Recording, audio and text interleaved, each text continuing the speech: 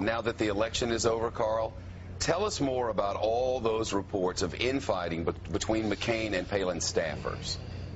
Well, I wish I could have told you back at the time, but all of it was put off the record until after the election. There was great concern in the McCain campaign that Sarah Palin lacked a degree of knowledgeability necessary to be a running mate, a vice president, and a heartbeat away from the presidency.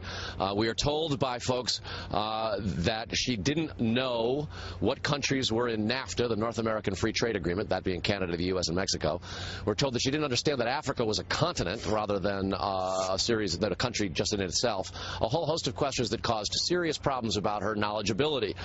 She got very angry at staff, thought that she was mishandled, was particularly angry about the way the Katie Couric interview went.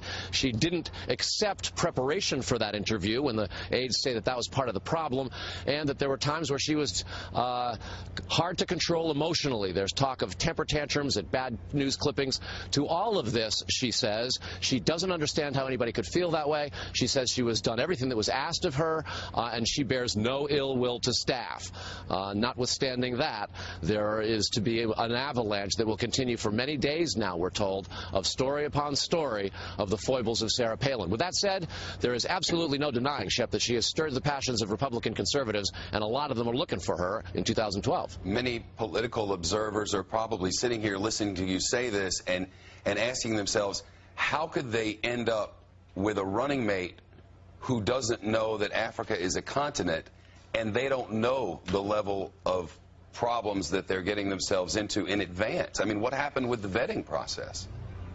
Well, the vetting process was truncated. It became very, very quick because McCain and his aides concluded that the then short list wasn't inadequate to, quote, change the game. They, in their own vernacular, had to throw the ball downfield. Translation, Hail Mary. That was what Sarah Palin was. And lest this come across as critical of her vice presidential candidacy, the McCain campaign makes a very interesting point about this in defending her selection.